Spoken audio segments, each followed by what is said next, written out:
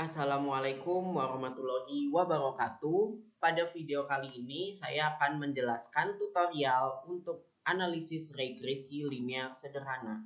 Nah, pada video kali ini saya akan menjelaskan langkah-langkah menyelesaikan soal analisis regresi linear sederhana menggunakan SPSS.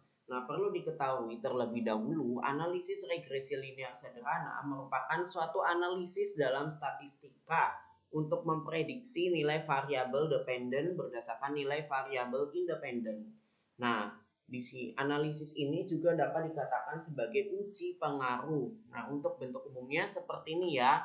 Y sama dengan beta 0 plus beta 1X plus E atau nilai error. Atau dapat dikatakan Y sama dengan A ditambah BX. Nah, E ini nilai error atau kesalahan residual. Langsung saja kita buka aplikasi software SPSS-nya. Oke, seperti ini. Nah, pastikan teman-teman masuk terlebih dahulu ke variabel view. Beri nama tiap variabel. Untuk variabel independen namanya X, variabel independennya Y. Nah, di sini saya mengambil judul penelitian yaitu pengaruh intensitas belajar terhadap nilai ujian. Nah, di sini untuk X-nya intensitas belajar, Y-nya nilai ujian. Kemudian measure-nya kita masukkan scale. Kemudian selanjutnya kita ke data view. Nah, di sini kita masukkan nilai variabel X dan juga variabel Y yang sudah Anda buat ya, yang sudah ada pada data. Nah, datanya kita masukkan di sini pada SPSS. Di sini ada 30 responden. Nah, sebelum masuk uji regresi linear sederhana, tentu kita harus terlebih dahulu melakukan uji prasyarat, yaitu uji normalitas dan uji homogenitas. Untuk uji normalitas sendiri itu data dapat dikatakan berdistribusi normal jika nilai signifikansinya itu lebih dari 0,05. Kemudian untuk homogen pun juga sama, data dapat dikatakan homogen jika nilai signifikansinya lebih dari 0,05. Nah, di sini kita uji normalitas terlebih dahulu. Caranya pilih analyze, kemudian di sini kita pilih deskriptif statistik, kita pilih explore, masukkan semua variabelnya ke dependent list, kemudian checklist normality plot with test, kemudian klik OK. Nah, maka di sini akan muncul ya nilai signifikansi baik secara Kolmogorov-Smirnov maupun Shapiro-Wilk. Nah, di sini untuk nilai signifikansinya itu sudah normal semua ya. Karena di sini sudah secara Kolmogorov sudah di atas 0,05 dan secara Shapiro juga sudah di atas 0,05. Oke, lanjut di sini kita uji homogenitas. Kita pilih analyze, compare means, kemudian one way ANOVA. Untuk variabel Y-nya masukkan ke kolom dependent list dan variabel X-nya ke kolom faktor. Kemudian kita klik option, checklist homogeneity of variance test, lalu continue, lalu OK. Nah, di sini kita bisa lihat ya nilai uji homogenitasnya, yaitu untuk nilai signifikansinya itu sebesar 0,078. Ya, artinya sudah data tersebut sudah dikatakan homogen. Nah, kemudian selanjutnya kita bisa lakukan uji statistik parametrik, yaitu analisis regresi linear sederhana. Nah, untuk analisis regresi linear sederhana, caranya pilih analyze, klik regression, pilih linear, kemudian masukkan variabel Y ke kolom dependent dan variabel X ke kolom independent. Kemudian pastikan untuk kita klik plots, kemudian separate, kita masukkan ke variabel Y dan srecit ke variabel X. Checklist semua histogram normal probability plot, lalu klik continue.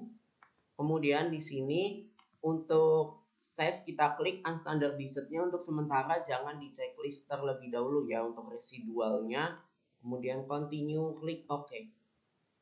Ya, di sini akan muncul ya output regresinya di sini dari mulai variabel enter, model summary, ANOVA, kemudian coefficient. Nah, nanti akan kita interpretasi satu persatu.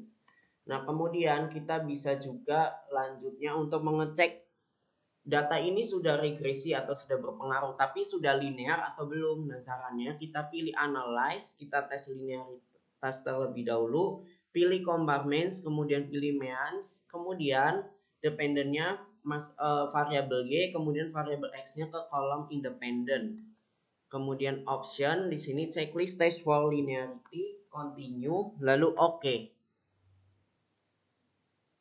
Nah, di sini teman-teman sudah bisa ya mengetahui di sini kita fokus pada ANOVA table. Nah, di sini kita fokus linearity dan deviation from linearity.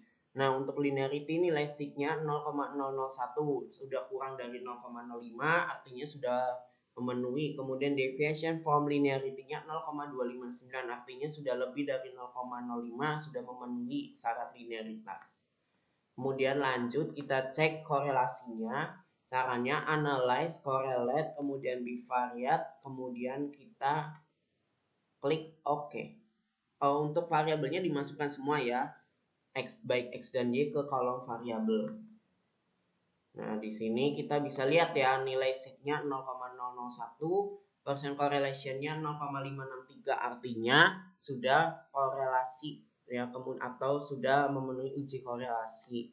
Kemudian di sini kita bisa cek uji heteroskedastisitas, yaitu data itu harus tidak bergejala heteroskedastisitas ya, karena itu merupakan syarat dalam regresi linear sederhana. Nah, kita pilih regression linear, kemudian plot, save, kemudian pilih residualnya unstandardized, kita checklist, lalu oke.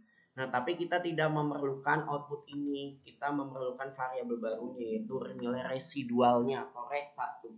Kemudian kita transform, kita compute variabel.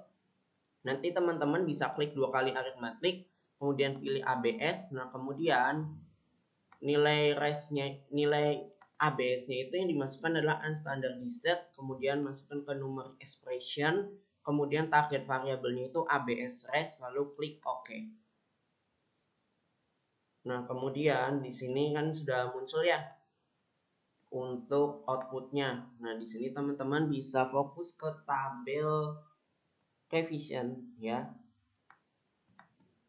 Tapi di sini kita fokus terlebih dahulu ke data view-nya. Nah, lalu kalau sudah muncul tabel variabel ABS res-nya, kita ke analyze regression linear. Dependennya kita gunakan nilai ABS res. Kemudian untuk independennya variabel X. Kemudian kita klik OK. Nah, di sini kita bisa fokus ke tabel coefficient-nya ya. Di sini nilai sig-nya 0,097, artinya data itu sudah tidak bergejala heteroskedastisitas. Nah, lanjut di sini saya akan menjelaskan output satu persatu dari tabel-tabel SPSS. Yang pertama itu ada uji linearitas. Kita fokus pada linearity dan deviation from linearity. Nah, di sini linearity-nya sudah kurang dari 0,05 dan deviation-nya sudah lebih dari 0,05, artinya sudah memenuhi syarat linear. Kemudian untuk uji korelasinya, nilai persen correlation-nya itu 0,563 dan nilai sig-nya 0,001.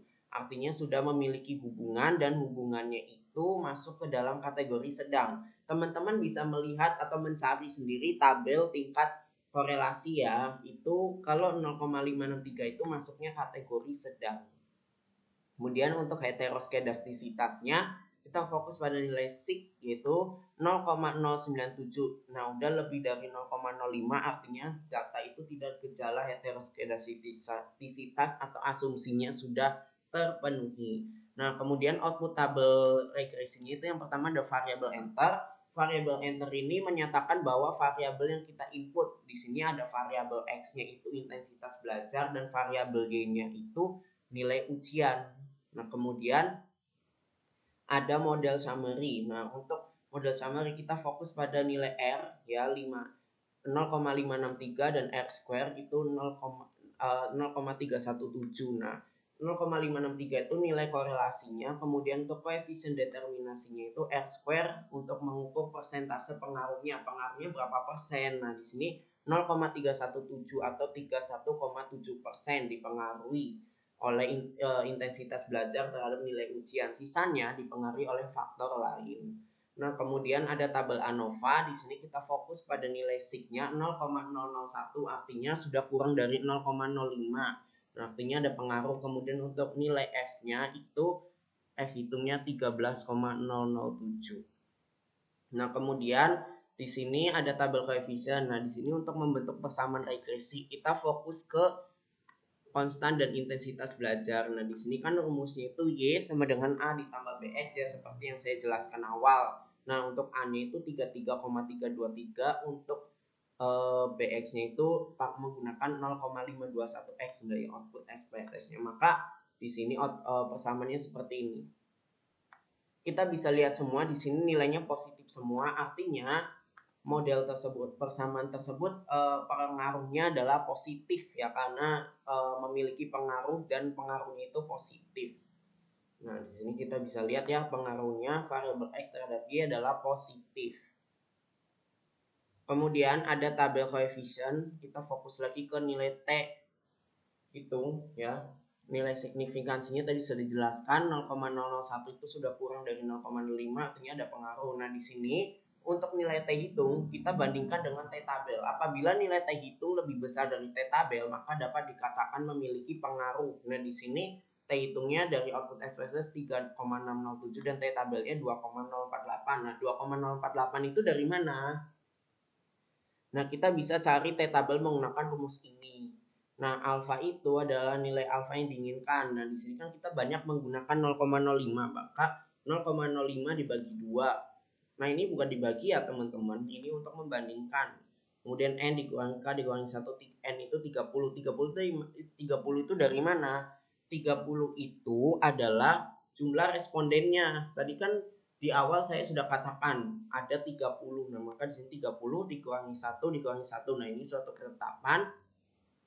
Hasilnya 28 dan hasil pembagiannya 0,025. Nah, maka kita bisa bandingkan dengan distribusi T tabel. Ini bukan dibagi ya teman-teman. Nah, di sini 0,025 dan 28. Nah, di sini kita lihat distribusi T tabelnya. Kita cari yang T 0,025 yang ini ya. Kemudian tadi nilainya 28. Nah, 28 itu DF-nya. Nah, kita cari di sini. Nah, di sini T 0,025 kita cari yang DF28. Nah, ketemu nih di sini 2,048. Maka di sini kalau di output SPSS-nya itu 3,607 dan di sini T tabelnya 2,048. Maka disimpulkan bahwa pengaruh intensitas belajar terhadap nilai ujian memiliki pengaruh yang positif. Nah, seperti itu. Mungkin itu saja untuk tutorial hari ini. Kurang lebihnya mohon maaf. Wassalamualaikum warahmatullahi wabarakatuh. Terima kasih. Sampai jumpa pada video berikutnya.